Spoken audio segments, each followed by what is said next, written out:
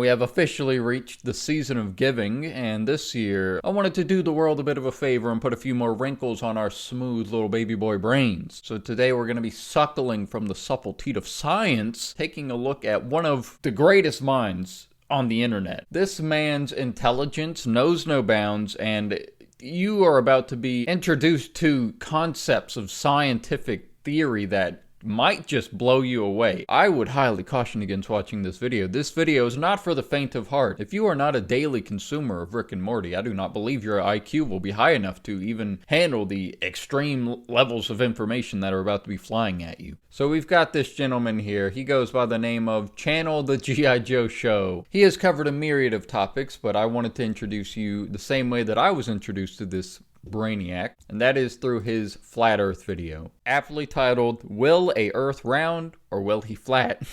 Now I will say his way of speaking is a little bit unorthodox, but as long as you can comprehend what the man is saying, I think his theories speak for themselves. Hello and welcome again to a G.I. Joe show. Yo, today we are going to talk a very important topic again as normal, about also a scientifically topic about Earth and how is he shaped. Is he a round or is he a not round? You'll notice that one of the many quirks in his manner of speech right out the gate is that he genders everything. Earth is a he, gravity is a he. Maybe he knows deep down everything in the universe is actually male. Some people will say Earth will round. So you see he will like this, they say. He will have a North Pole and he will have a South Pole. I draw a man who will stand a North Pole. Now see, he's a man, he stand on a North Pole. So you could see here from his beautiful diagram, he has the North Pole, he has the South Pole, you know, the way a globe head sees the world. He's priming you right now. Now we know in the scientific formula there is gravity. Gravity is a sticking, he's a forces, he will stick. He is a sticking. That's my favorite description for gravity. So I will make a draw the gravity. Now you see this, the force, the gravity, the symbols is a G. He is pull the man down and that's why we don't fly away. So far, yeah, the logic checks out. Gravity, it pulls us. It makes us do a sticking to the earth. If you are then turned to the South Pole, the other down, this nobody will make a speak. They always talk a North Pole, North Pole. Now you see the South. Now is the proof. They are scared. Nobody asked this question. You know, he's right. I've never once heard anybody in the scientific community even acknowledge the existence of the Southern Hemisphere. I think there was even a time in my middle school science class when a kid was like, but what about the South Pole, Miss Science Teacher Lady? And she said, oh, we do not speak of that here. That is a taboo subject. Never bring that up again in this class. So I can see what he's saying, the South Pole. It is oft forgotten, but I'm curious as to how that will play into his flat earth theory. I will draw a man in a South Pole. Now, he is standing on a South Pole and also a gravity now is going to pull him. I'm going to draw the same type gravity. Now you see, the gravity in the South Pole is pull him down again. He will be pulled away from a Earth and he have to go away. He have to go away. What does that mean? That doesn't make it sound like he's getting like sucked away from the earth. He have to go. That sounds like gravity comes up to him and be like, dude, you got to get out of here. The South Pole was off limits. You have to go away. We are known the scientific for a Earth also that he is not a round. Because if he is a round, he's fly away the man down. So his main hypothesis here hinges on the idea that there is one objective down. It's not relativity. That's made up hogwash nonsense. That checks out. It doesn't work on a globe theory. On a perfectly flat earth, oh my god. You could go anywhere on that flat earth and you would be perfectly fine because it is pulling you to the objective down. It just takes a man with intelligence such as this to just point out to you in simple terms how just the globe theory does not make any sense. So that was the initial video that I found for him. I don't know how I found it, but I'm so glad that I did. He is objectively my favorite YouTube channel. And he's done a lot of videos on a lot of conspiracy theories. It ain't just the scientific stuff. Such as this one where he blows the whistle on this whole humanitarian aid thing. He really shines light on this issue. I had no idea about this, but this is crazy. Today I'm heard a conspiracy, the conspiracy about a strong country, the great country like America, Australia. They will be give a humanitarian people, and they will be give the AIDS disease to a poor country. The humanitarian aid isn't first world countries giving aid and help to third world countries or countries in need. It's first world countries going to the poor countries and just giving everybody AIDS. The whole time it's been a ruse. They were like, oh, we're just helping them. Oink. Oh, man. Whoops. Why is the AIDS rate so high over here? This is crazy. So, who will the humanitarian person? The humanitarian person is a many mental man, a crazy. Why will he so many crazy?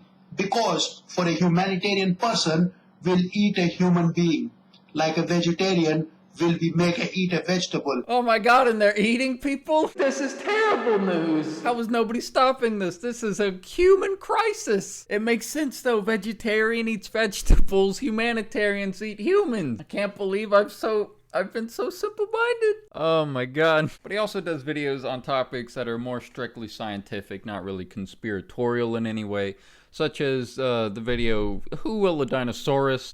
And Who Will First Came, Chicken or Egg? Just the kind of questions that philosophers have been pondering about for centuries upon centuries. Who's come first? Because chicken inside have come out is egg. Egg have chicken, so who will like that? Chicken will come first for a egg. Thank you. And although he's offered so much to the world just with his brilliant mind and theories alone, he also provides some nice little life hacks, such as this one, how to polish your shoes for most shiny and past interview. What you're done, if you follow my style, your shoes will shiniest. Some personality, he don't want to use a finger, don't get it dirty, he doesn't want to use a gloves. You can go to a government hospital and you can get free over there the Nirod. The Nirod will a balloon.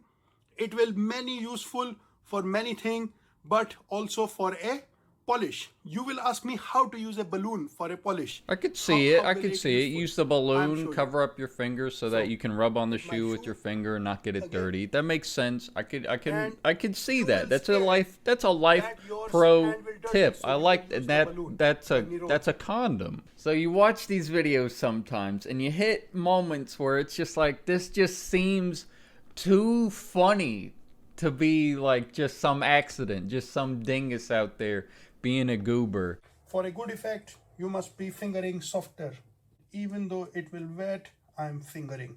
First when I'm not fingering very well, but then I became an expert.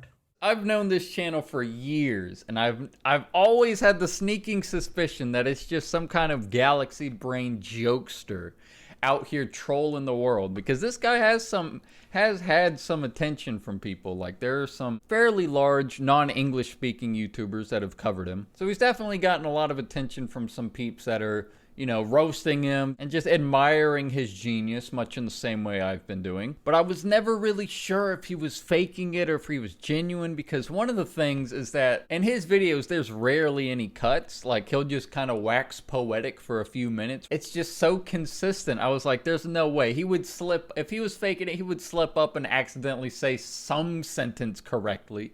But no, it's just always like his weird manner of speech. He never deviates from it. That kind of thing just made me like, oh, it seems like he's just like so genuinely that, but also like some of the moments are so funny. But eventually the non-English speaking homies that have covered him before did kind of blow the whistle on the man's whole act. The boy is a galaxy brain troll. Regardless of whether the law of the land, which I believe should be robust, is enforced or not. That is, regardless of whether they're being political. He's so eloquent. Oh my god. It's so crazy to see this man that I've known for years as the G.I. Joe Show Yo, who's always spoken in his weird, fantastic, beautiful, broken English, suddenly have the most eloquent manner of speech and just a vocabulary of a god and a different accent entirely. His first video came out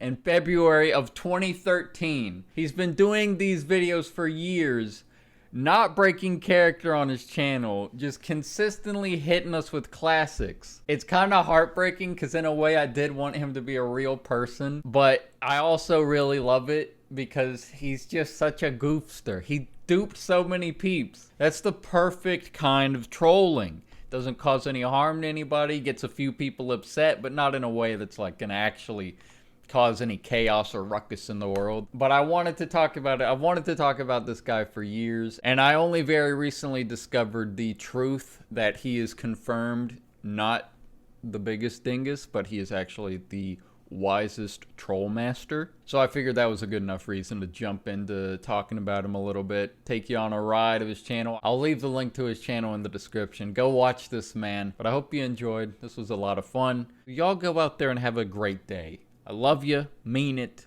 and I'll see you around. Take care, everybody.